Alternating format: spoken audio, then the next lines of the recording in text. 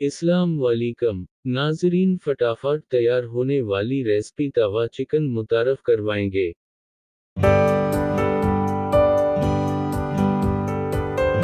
हसबे ज़रूरत चिकन को क्यूब में काट लें। अब घर में आम इस्तेमाल होने वाले मसाला जात नमक, मिर्च, हल्दी वगैरह ऐड कर लें।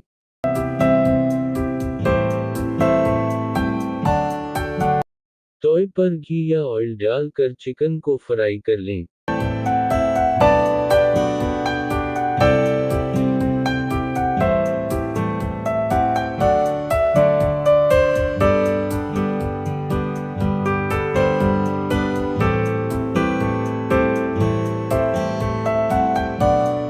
अब घर में आम इस्तेमाल होने वाले मसाला जात नमक, मिर्च, हल्दी वगैरह ऐड कर लें।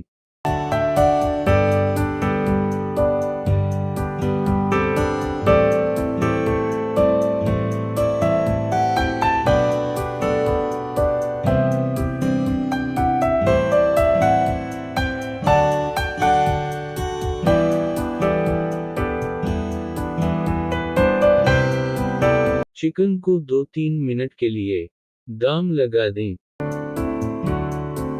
अब थोड़ा सा पानी डाल लें ताकि चिकन नरम हो जाए। साथ ही गरम मसाला, किसी भी अच्छी कंपनी का चिकन मसाला ऐड कर लें।